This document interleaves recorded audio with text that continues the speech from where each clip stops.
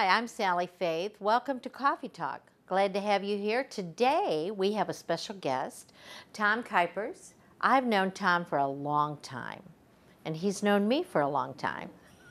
Tom, I'm glad to see you here today. Glad to be here. I know we're talking about a serious committee and important, but you know what? I'm glad you're here.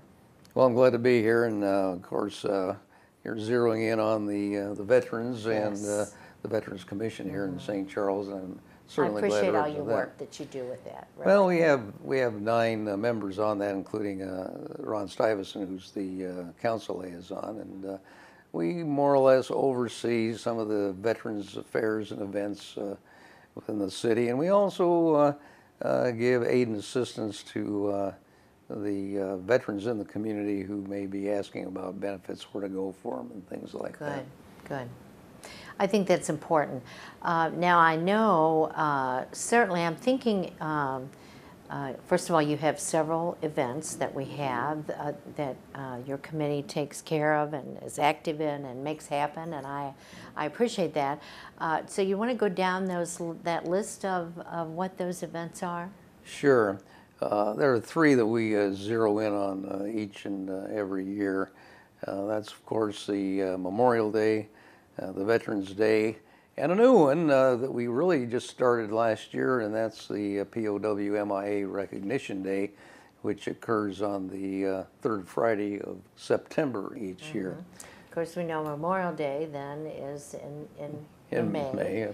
And then 11, Veterans 11, Day, 11. 11/11. That's Yeah. right. Now, there's really a patriotic triumvirate, and the patriotic triumvirate is recognized as the 4th of July, Memorial Day, and Veterans Day. And we divide it up in this way. The 4th of July, Independence Day, that is a holiday for all citizens, and it's to celebrate liberty and to celebrate more or less the birth of our independence and our country. Then you have Memorial Day, which is really the recognition of those veterans who have passed on. So you can literally say that's the dead veterans holiday.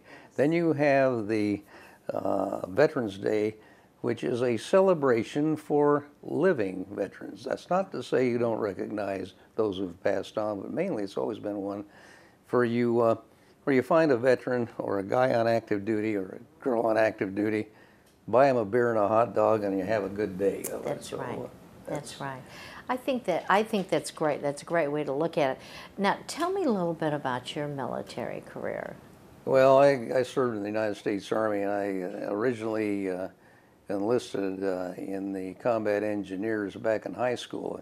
Now, this shows my age because we had a draft back then. And if you didn't enlist, you were going to get caught by the draft anyway. And so rather than being caught by the draft, when you were in high school, you hung around with a bunch of guys, and some were always went to the Naval Reserve and joined the Navy. Some went to the Marine Corps. Others went to the local Air Force Guard unit. The guys I hung around with were all going into the Army, so that's kind of where I drifted off to and joined the Wyoming National Guard at the age of 17. And at that time, if you were 17 years old, you had to get your parents' permission, and my mother was willing. My father said absolutely no, because the Wyoming National Guard had been in the Korean War at the Battle of Chippewa-Knee, and a significant number of casualties occurred, and my dad wasn't willing to, it was only a couple of years after the Korean War that Sure. There I was, but my mother said, Fred, that was my dad's name, Fred, this is your son's first major decision in life. You will sign the enlisted papers, and he did. So that's where I started. Then I spent the next 20-some years in the I know in the you were US Army. very active, and you were, and I really appreciate all the effort of any individual, every individual that volunteer, that are in the service, that do things that I'm not doing, because where would we be if that didn't happen? Yeah, there's some interesting stories here locally about guys who served. One person I know, it was a former commander, as I was, of the VFW Post 2866, Paul Jones. Paul was a Korean War vet, And he came back from the war, and he caught a train out here from the West Coast, and it came. He was going en route to St. Louis, but the Wabash came through St. Charles, and he said, "Hey, rather than my going clear into St. Louis, could you have the engineers stop the train in St. Charles?" And the engineer did. And Paul lifted his duffel bag onto his back, got off the train, and walked from the Wabash depot down to North Benton where he lived. So it's kind of an interesting. That is interesting. That is great. Yeah, it's very important. And the committee, the Veterans Committee, just does an outstanding job. And I again thank the committee members because it takes someone to. We all get busy, but it takes someone to remind us and to keep us going and not forget. And not forget that's important. Could you talk about the POWMIA? Sure. Yeah, this was kind of an interesting event in that we decided last year, let's try something different. And what happened there was in the VFW posts in upstate New York and over into Massachusetts, Rhode Island, the so-called old original Yankee states, they had been, since the 1990s, each year recognizing those missing in action and unaccounted for, and they started having watch fires. Now, what is a watch fire? Well, if you look into the history of it within this country, during the French and Indian War and during the Revolutionary War, the local militia used watch fires to guide the militia members back home after a battle. And so the women in the villages and towns in upstate New York and so forth would build these huge bonfires so that at the end of the day the militia could find their way back to their village. Well, we used it, or the POWMIA folks up there in upstate New York built the watchfires in order to symbolically bring those missing in action or those being held as POWs home.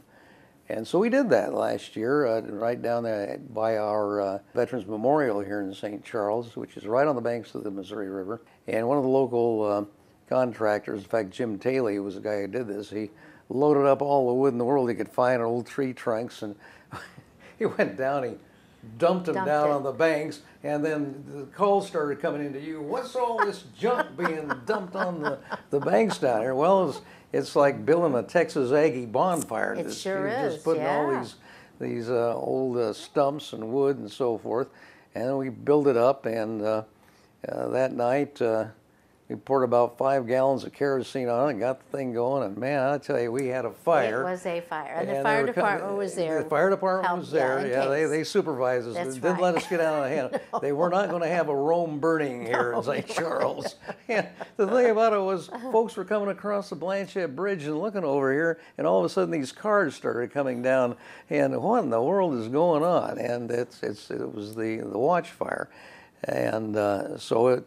You know, we didn't really publicize it too much. We still had a pretty good crowd, and this year, I know particularly on your guidance, so we were giving it a little bit wider publicity, and it should be a really fine event.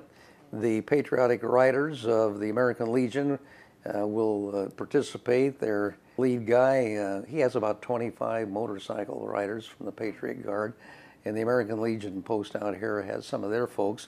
The motorcycles come in roaring and go around we have a circular drive. We're going to circle it for a while and stir things up, and then we'll have the traditional POWMIA ceremony, which is the setting of the empty place at the table, and one of our guys at VFW Post 2866, Bob Murphy, does a great job on that. And after that, it'll start about 6:30, and after that at 7 o'clock, it's getting toward dusk, and we'll go down there and put a torch and pour the kerosene on and light the fire. And that's what we do. You're right.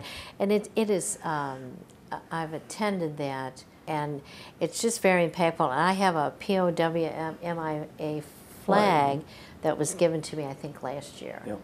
And it's just to to be outside, to be around the memorial, to see the people there, to see the fire burning, to see the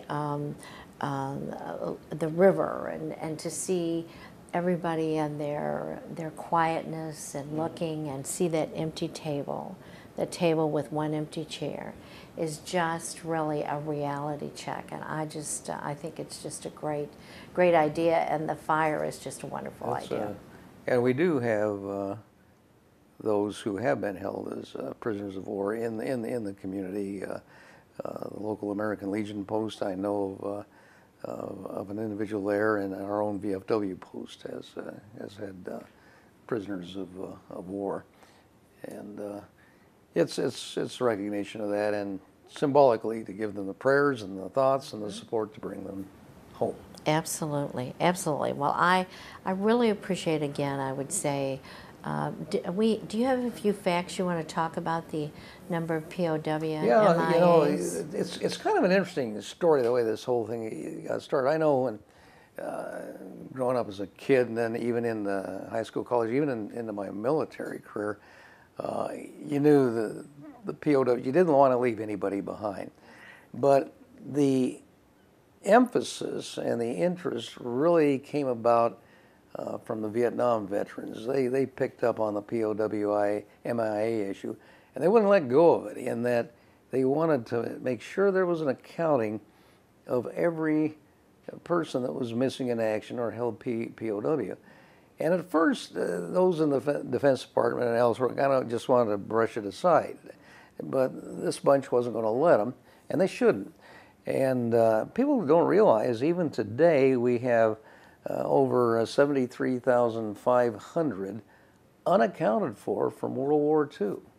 Most people think of the POW-MIA issue as a recent one, no, but in fact, you could go back to World War I probably and have a significant number. But World War II had over 73,000. Korean War, you had almost 7,900 that are still accounted for, either from the POW viewpoint or just they're buried someplace in North Korea and in an unmarked grave. You just don't know. They haven't returned.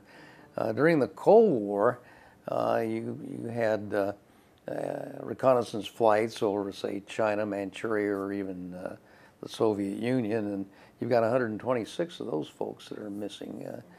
And Vietnam, of course, was the war that really took the lead in making sure that each and every soldier, sailor, Marine, service person was accounted for, and there are 1,641 still missing in action from Vietnam.